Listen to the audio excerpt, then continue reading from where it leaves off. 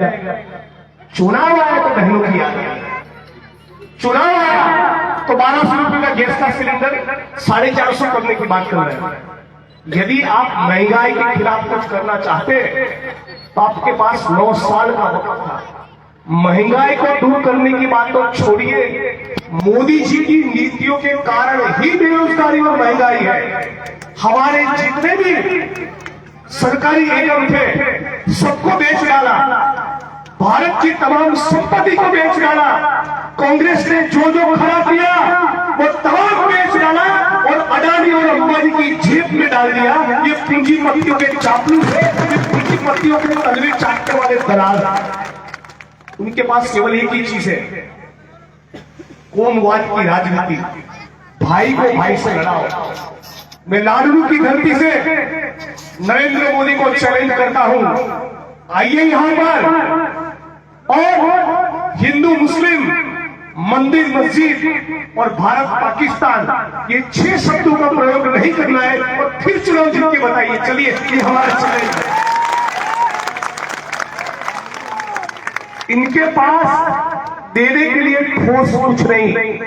कह रहे थे किसानों की आय दुगनी करेंगे।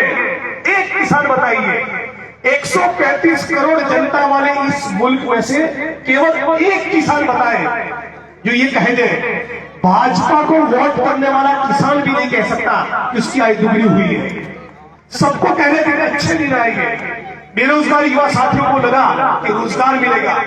मोदी साहब तो हर साल 2 करोड़ को रोजगार देने वाले थे, 9.5 साल हो गए।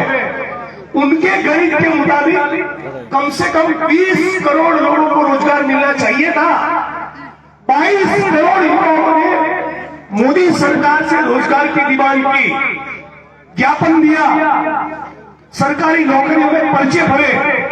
22 करोड़ लोगों के सामने कितने लोगों को मोदी जी ने रोजगार दिया? केवल 7 लाख। कहां 22 करोड़ और कहां 7 लाख? 0.33% लोगों को रोजगार दिया। 1% लोगों को भी रोजगार देने की मोदी साहब की औकात नहीं है। 1% लोगों को भी। पूरे गुजरात के अंदर यहां आकर चुनाव में एग्जाम्स के जो पेपर लीक हुए उसकी बात कर रहे हैं। अरे गुजरात के अंदर 24 परीक्षा के पेपर लीक हुए, वहां कोई कार्रवाई क्यों नहीं की? वहां 56 इंच का सीधा क्या करना था? क्योंकि सारे भाजपा के नेता और मंत्रियों के रिश्तेदार उसमें आरोपी हैं। 24 परीक्षा के पेपर लीक हुए, उसमें से एफआईआर कितने मामले में किया? केवल 4। न एफआईआर, न जांच, न गिरफ्तारी, न मुकदमा, न जेल की सजा।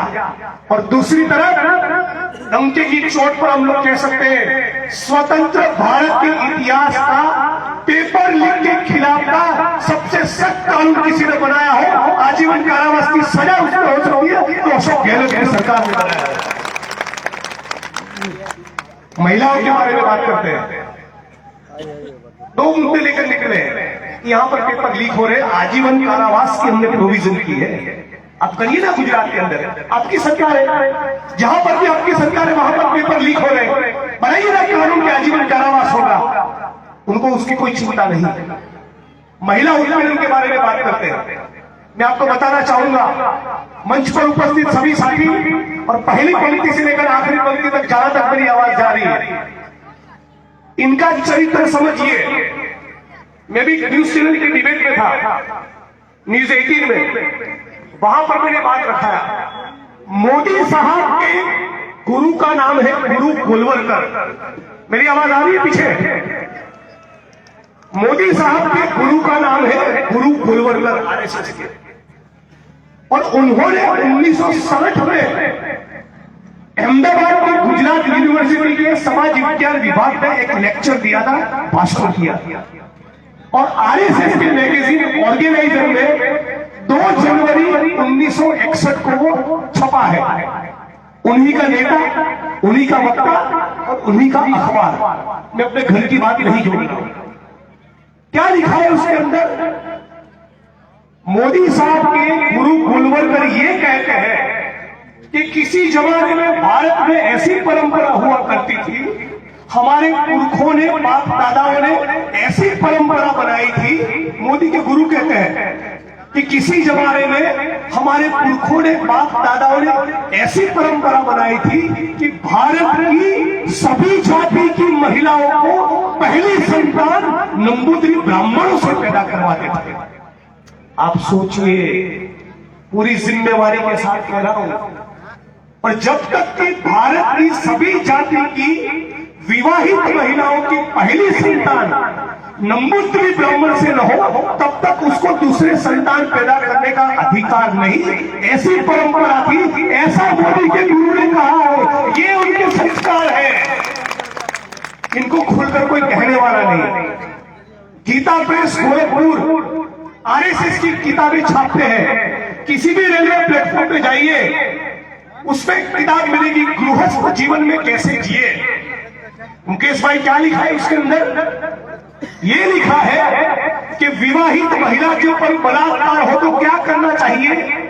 मोदी जी पढ़ते हो नियमित चाय के वक्त, जब चाय पीने बैठे सुबह, तो मोदी साहब की किताब पढ़ते हैं। इस किताब की बात कर रहा हूं, गृहस्थ जीवन में कैसे जिए।